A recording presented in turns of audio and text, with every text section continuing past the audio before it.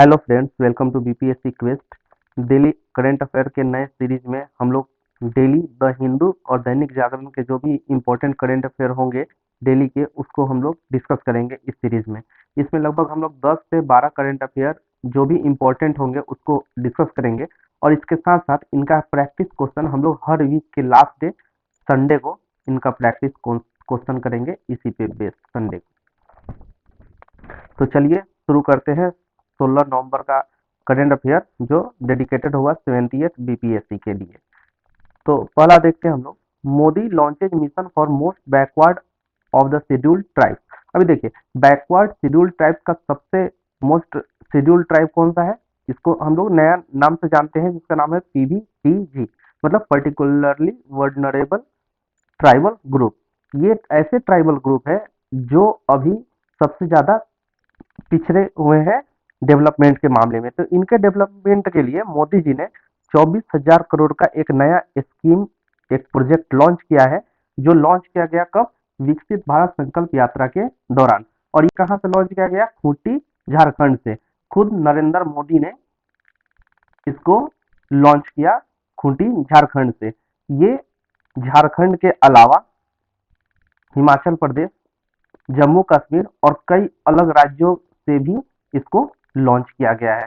तो देखिए, on the occasion of जनजातीय गौरव दिवस, ये कब मनाया जाता है, 15 नवंबर को।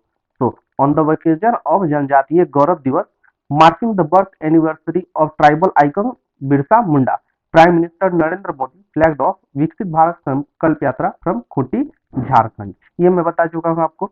तो इसमें क्या किया गया, 5 specially designed IEC vans carrying message of government flagship welfare programs moved to various gram panchayat with significant tribal population located in Khoti and nearby areas।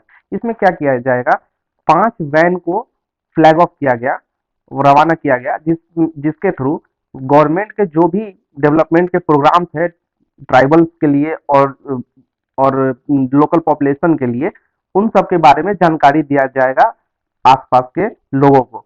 तो इसका थीम क्या है, इस विकास यात्रा का थीम क्या है, ये फोकस करेगा किस चीज पर, अवेयर कराएगा लोगों को सैनिटेशन फैसिलिटीज के बारे में, इसेंशियल फाइनेंशियल सर्विसेज के बारे में जो गवर्नमेंट के द्वारा प्रोवाइड करवाए जाते हैं, electricity connection, LPG cylinder connection, poor housing for poor, food security, proper nutrition, reliable health care and drinking water से जो भी रिलेटेड वेलफेयर स्कीम है उनके बारे में बताया जाएगा।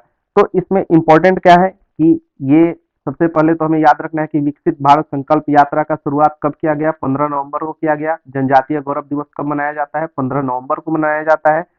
और किसके बर्थ एनिवर्सरी पे, बिरसा मुंडा के बर्थ एनिवर्सरी पे।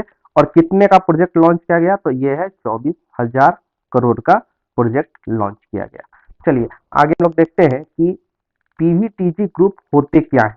अभी देखिए, इसका फुल फॉर्म हमको लोगों को पता है कि पर्टिकुलरली वनरेबल ट्राइबल ग्रुप।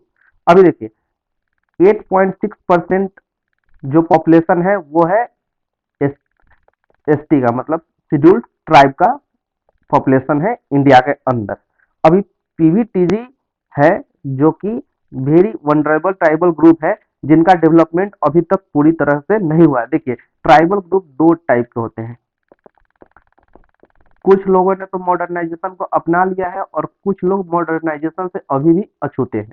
तो इनको हम लोग पीवीटीजी ग्रुप में रखते हैं। इनका टोटल कितना संख्या है, 75। आज के डेट में अभी पीवीटीजी ग्रुप का संख्या कितना है, 75। ये भी अपने लिए काफी इंपॉर्टेंट है। और टोटल ट्राइबल ग्रुप का संख्या कितना है अभी इंडिया के अंदर, तो ये है 705। तो 75 आउट ऑफ 750 में 75 अभी पीवीटीजी ग्रुप में आते हैं। इसके अलावा पीवीटीजी को अनाउंस कब किया गया, ये किया गया डेवार कमीशन के द्वारा इन 1973। इन्होंने पीवीटीजी ग्रुप को रिकॉग्नाइज किया और उसे पीवीटीजी ग्रुप में डाला। अभी देखिए, पीवीटीजी ग्रुप का बेसिक फीचर क्या होता है, हम लोग कैसे पता करेंगे कि ये पीवीटीजी ग्रुप में आते हैं कि नहीं, तो उसके लिए कुछ क्राइटेरिया है, जैसे कि ये मोस्टली होमोजीनस होते हैं, उसके अलावा इनका पॉपुलेशन काफी कम होता है, स्मॉल पॉपुलेशन, और इनका फिजिकली ये आइसोलेटेड होते हैं मॉडर्न वर्ल्ड से या मॉडर्न पॉपुलेशन से। इसके अलावा इनके पास कोई भी अपना रिटन लैंग्वेज नहीं होता है। इसके अलावा टेक्नोलॉजी से काफी दूर होते हैं और इनका स्लोअर रेट ऑफ ग्रोथ और स्लोअर रेट ऑफ चेंजेज होता है। तो इसे हम लोग पीवीटीजी ग्रुप में डाल सकते हैं। अभी देखिए सबसे ज्यादा पीवीटीजी ग्रुप का पॉपुलेशन कहाँ है? उड़ीसा में है। सबसे ज्यादा पीवीटीजी पॉपुलेशन ग्रुप कहाँ है? उड़ीसा में। लेकिन अगर हम लोग ट्राइबल पॉपुलेशन सबसे ज्यादा बोलेंगे तो कहाँ होगा? वो होगा एमपी में। चलिए अगला देखते हैं कि Edinburgh to Kozhikode how Kerala got into UNESCO city of literature award. अभी देखिए क्या हुआ कि यूनेस्को ने केरला को सिटी ऑफ लिटरेचर का अवार्ड दिया है। तो सबसे जानने वाला बात है सबसे पहले कि सबसे पहला सिटी ऑफ लिटरेचर अवार्ड किसे मिला था? वो था एडनबर्ग को मिला था। इसके बाद केरला क्या कोझिकोड डिस्ट्रिक्ट है जो कि भारत का सबसे पहला डिस्ट्रिक्ट है जिसे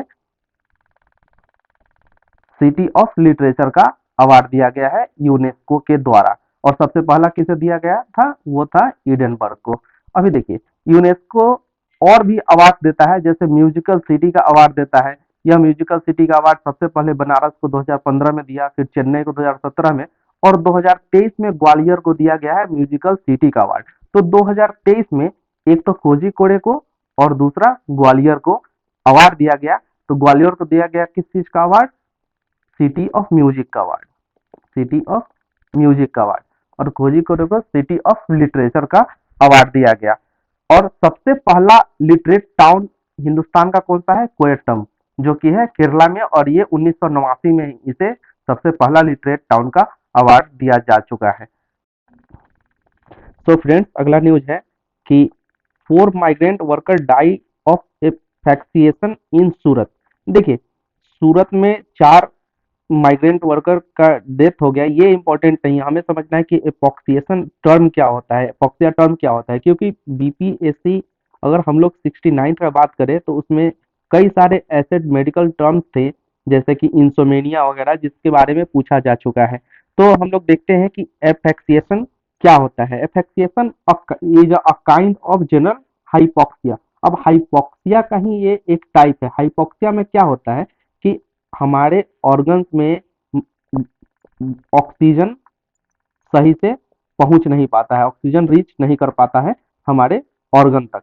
और इसमें क्या होता है कि सफोकेशन होता है और हमें सांस लेने में परेशानी होती है। इसी को हम नाम दिया गया है एसिफिक्सिया का।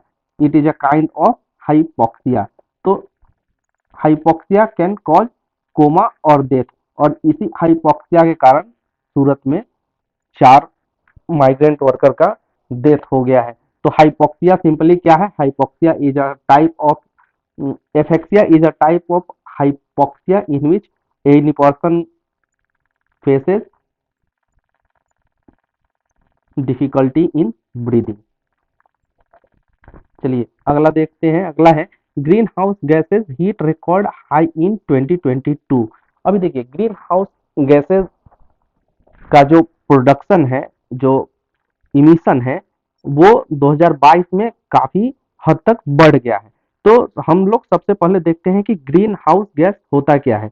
देखिए जो भी एयर में जैसे कि कार्बन डाइऑक्साइड हो गया, मीथेन हो गया, नाइट्रस ऑक्साइड हो गया, क्लोरोफ्लोरोकार्बन हो गया और वाटर वेपर हो गया, ये सब के सब ग्रीन हाउस गैस कहलाते हैं। अब ग्रीन हाउस गैस क्या करते हैं कि जो भी सन से जो भी रेज आती हैं, जो भी हीट वेव्स आती हैं, उनको ये लोग क्या करते हैं कि ट्रैप कर लेते हैं। ग्रीन हाउस गैसेस इसको ट्रैप कर लेते हैं, जिसके कारण जो अपना अर्थ का टेम्परेचर है एक एवरेज टेम्परेचर से ऊपर चला जाता है, जिसके कारण क्लाइमेट चेंज जैसी समस्याएं आती हैं। अब देखिए ग्रीन हाउस गैस का मेन कॉन्स्टिट्यूएंट कौन कौन सा है? मेन कॉन्स्टिट्यूएंट है कार्बन डाइऑक्साइड, मीथेन और नाइट्रस ऑक्साइड। ये 3 सबसे इंपॉर्टेंट कॉन्स्टिट्यूएंट है जो आपसे पूछा जा सकता है। अभी देखिए कि 2015 में पेरिस में एक अग्रीमेंट हुआ था जिसमें बात किया गया था कि 1885 और 1900 के बीच में जो वर्ल्ड का एवरेज टेम्परेचर है उसके ऊपर +2 डिग्री सेंटीग्रेड तक ही टेम्परेचर को बढ़ने दिया जाएगा। लेकिन अभी पिछले साल 2022 में क्या हुआ था कि वर्ल्ड का एवरेज टेम्परेचर 1.5 डिग्री सेंटीग्रेड से भी ज़्यादा बढ़ गया था, जबकि हमने टारगेट सेट किया था कि यह 1.15 डिग्री सेंटीग्रेड से ज़्यादा नहीं होना चाहिए।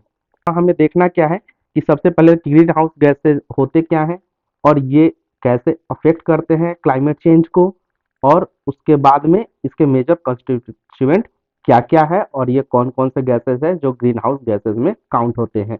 तो क्या क्या है? Methane, nitrous oxide, CFC, chlorofluorocarbon, carbon dioxide और वाटर वेपर। लेकिन मेजर कंस्टिट्यूएंट क्या है? कार्बन डाइऑक्साइड, मीथेन और नाइट्रस ऑक्साइड। ये तीन है जो मेजरली इफेक्ट करते हैं। इसमें सबसे ज्यादा हैजार्डस कौन सा है? वो है carbon dioxide. UNICEF released the climate change child और children's climate risk index supplement report. अभी देखिए, यूनिसेफ ने एक रिपोर्ट सबमिट किया है जिसका नाम है children's climate change risk index, CCRI। CCRI किसके द्वारा किया गया है रिलीज? ये किया गया है यूनिसेफ के द्वारा। तो सबसे पहले तो हम लोग देखते हैं कि यूनिसेफ है क्या। यूनिसेफ एक ऑर्गेनाइजेशन है जो चाइल्ड वेलफेयर के लिए काम करती है और इसका स्थापना कब हुआ था? स्टेबलाइज्ड इन 1946। ये यूनाइटेड नेशन का ही एक पार्ट है जो कि चाइल्ड वेलफेयर के लिए काम करता है। इसका मिशन क्या है? Protect child's right, help basic needs of children. अब देखिए, क्या इंडिया इसका हिस्सा है? तो हाँ, इंडिया इसका हिस्सा है और इंडिया के अलावा लगभग 190 अदर कंट्रीज भी है जो यूनिसेफ का हिस्सा है। तो देखिए, ये अभी क्या कौन सा इंडेक्स जारी किया गया है यूनिसेफ के द्वारा? तो चिल्ड्रन क्लाइमेट रिस्क इंडेक्स। अब देखिए, जैसे कि अभी ग्लोबल वार्मिंग और क्लाइमेट चेंज जिस तरीके से हो रहा है, तो उसका बच्चों पर क्या इफेक्ट आ रहा है, इसी को दिखाने के लिए इस रिपोर्ट को लॉन्च किया गया है। इसमें बताया गया है कि वाटर स्कार्सिटी से चाइल्ड के डेवलपमेंट में और उसके फिजिकल एबिलिटी, ग्रोथ वगैरह में क्या चेंजेस आएंगे।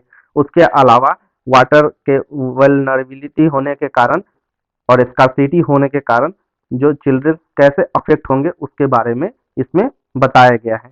तो जैसे कि हम लोग देख सकते हैं कि इसका की फाइंडिंग हम लोग एक बार देख लेते हैं कि क्या बोला गया है इसमें। इसमें बोला गया है कि almost 1 billion children are expose to high और एक्सट्रीमली हाई वाटर स्ट्रेस। मतलब कि वाटर की समस्या से लगभग 1 बिलियन बच्चे जो है वर्ल्ड वाइड इसकी चपेट में आ रहे हैं, जिसमें इंडिया में भी वाटर स्ट्रेस और वाटर स्कार्सिटी जैसी समस्याएं देखने को मिल रही है। तो इस क्लाइमेट चेंज के होने से चिल्ड्रंस पे क्या इम्पैक्ट आ सकता है उसको हम लोग एक बार देखते हैं कि जैसे कि जो भी लीथल डिजीज है जो बच्चों में फैलता है उसके बढ़ने के चांसेस, स्प्रेड होने के चांसेस बहुत ही ज़्यादा है। जैसे कि जो इन्फेंट्स होते हैं, इन्फेंट्स मतलब कि जिनकी एज 0 से 1 ईयर तक होती है उन्हें हम लोग इन्फेंट बोलते हैं। तो वो क्या करते हैं कि अपने ब्लड बॉडी टेम्परेचर को रेगुलेट नहीं कर पाते हैं। तो क्लाइमेट चेंज का उन पर काफी ज्यादा इफेक्ट आ सकता है। उसके अलावा पॉल्यूशन के कारण ये सफर कर सकते हैं और ये माल न्यूट्रिशन के शिकार हो सकते हैं, जैसे कि क्रॉप फेलियर की समस्या आएंगी या जिसके कारण फूड सप्लाई में भी प्रॉब्लम आएगा, जिसके कारण ये माल न्यूट्रिशन की समस्या से पीड़ित हो सकते हैं। तो यही इसमें बताया गया है इस रिपोर्ट में। तो इसमें हमें क्या याद रखना है? सबसे पहले तो यूनिसेफ का स्थापना कब हुआ था? 1946 में। ये कौन सा रिपोर्ट अभी लॉन्च किया है? तो इसका है CCRI mean children's climate risk index. तो फ्रेंड्स, चैनल्स को लाइक और सब्सक्राइब करें ताकि आपको जो भी अपडेट आए वो आपको अपडेट मिल सके। इस सीरीज में हम लोग क्या करेंगे कि द हिंदू और दैनिक जागरण, कहाँ का? बिहार वाला पटना एडिशन को हम लोग फॉलो करेंगे और उसमें जो भी इम्पोर्टेंट करंट अफेयर है जो 70th BPSC के लिए इम्पोर्टेंट हो सकता है उसको हम लोग डिस्कस करेंगे। और इसका प्रैक्टिस सेट हम लोग वीक में एक बार संडे को लगभग डेली का 10 क्वेश्चन मतलब लगभग 70 क्वेश्चन का एक प्रैक्टिस सेट कर लेंगे, ताकि हम लोग का एक वीक का करंट अफेयर पूरा का पूरा थेरेटिकल और जो भी मल्टीपल चॉइस क्वेश्चन है वो हमारा कवर हो जाए। तो अगर आपको अपडेट चाहिए तो चैनल को लाइक और सब्सक्राइब कर लें। चलिए अगला देखते हैं कि why are IAS coaching centres being proved by the CCPA। अभी देखिए CCPA है जो जितने भी IAS कोचिंग सेंटर्स हैं बहुत सारे, जैसे जो भी है नाम दिया हुआ है, तो उन पर कुछ ना कुछ पर्टिकुलर अमाउंट चार्ज कर रहे हैं क्योंकि उन्होंने मिसलीड किया है लोगों को। तो हमें मतलब किस चीज के से है कि CCPA क्या होता है। देखिए CCPA का फुल फॉर्म है सेंट्रल कंज्यूमर प्रोटेक्शन अथॉरिटी, को हम लोग CCPA के नाम से जानते हैं। इसका स्थापना कब हुआ था? इसका स्थापना 2019 में हुआ था, लेकिन ये इफेक्ट में कब आया? 2020 से ये इफेक्ट में आया। और किस एक्ट के थ्रू इसका स्थापना हुआ? तो इसका establishment the consumer protection act 2019 के थ्रू हुआ। अभी देखिए इसका काम क्या है, CCPA मेनली करती क्या है। तो हम लोग देखते हैं कि अगर कोई भी मिसलीडिंग एडवर्टाइजमेंट देता है या फिर डिसकंटिन्यूअस इन अनफेयर ट्रेड प्रैक्टिसेस करता है या किसी भी प्रकार का मैन्युफैक्चरिंग या पब्लिशिंग मिसलीडिंग एडवर्टाइजमेंट करता है, तो उसके लिए ये क्या करते हैं कि एक्शन लेते हैं और उन पर जुर्माना लगाते हैं। तो ये है CCPA का काम। तो CCPA ने अभी जितने भी IAS कोचिंग सेंटर्स हैं जो भी मिसलीड करते थे बच्चों को कि उनके यहाँ से कम ज़्यादा सिलेक्शन हुआ है और उसके आधार पर फिर उनको मिसलीड किया जाता था, तो इस बेसिस पे कुछ अमाउंट चार्ज किया गया है।